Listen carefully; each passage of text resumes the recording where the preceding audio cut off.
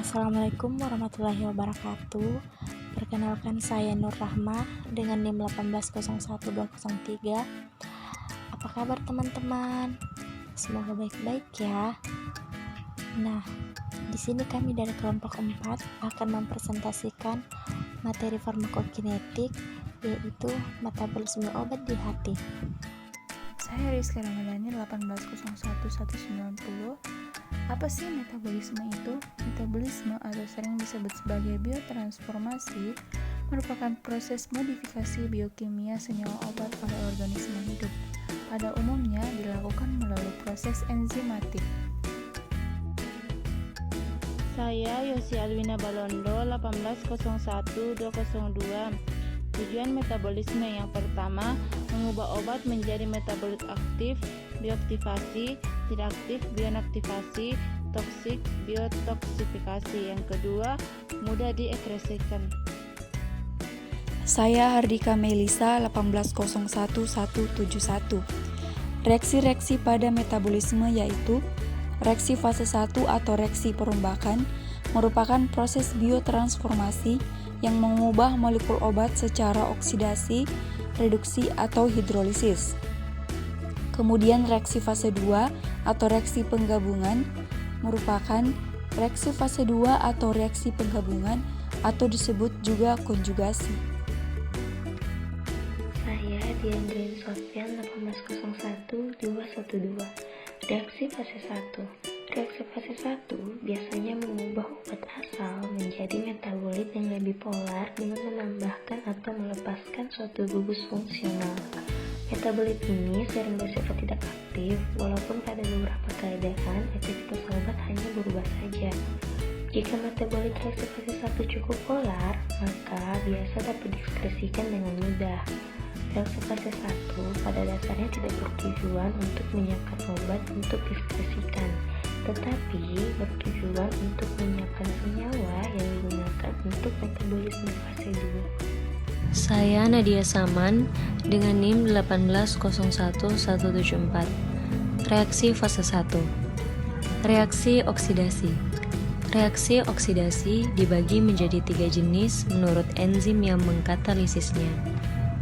Oksidasi dengan mikrosom sitokrom P450, oksidasi dengan mikrosom non-sitokrom P450, oksidasi non-mikrosom. Sistem enzim oksidatif terpenting di dalam hati adalah sitokrom P450, yang bertanggung jawab terhadap banyaknya reaksi perombakan oksidatif. Saya Alga Enike S. Sampebura 1801179. Reaksi fase 1, yaitu reaksi reduksi. Reaksi ini terutama berperan pada nitrogen dan turunannya, yaitu azoik dan nitrat, kadang-kadang pada karbon.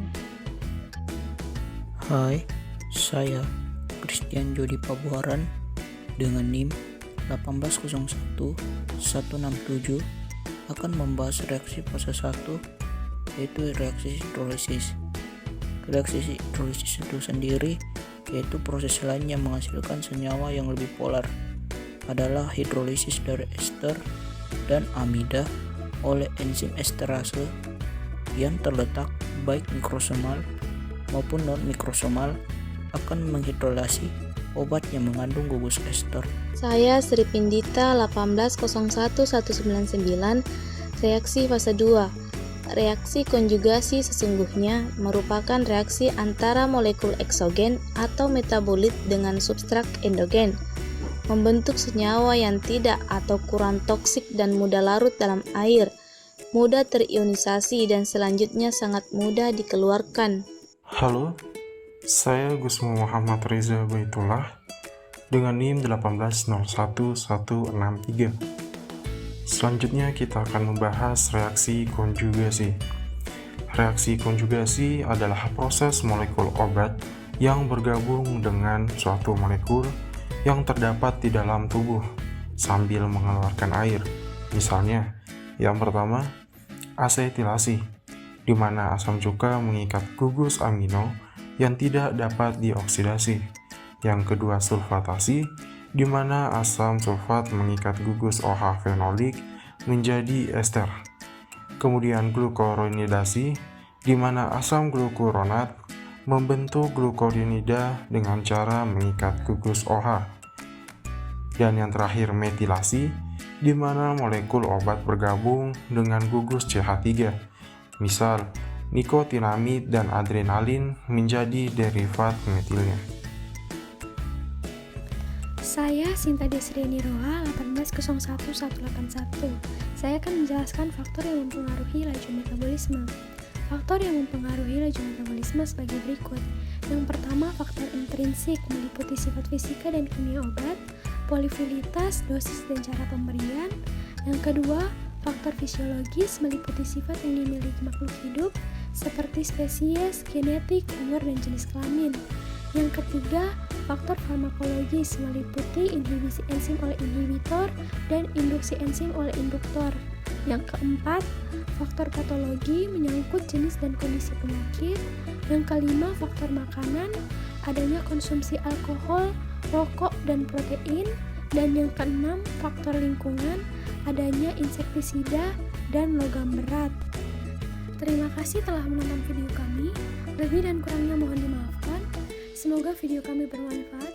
Wassalamualaikum warahmatullahi wabarakatuh.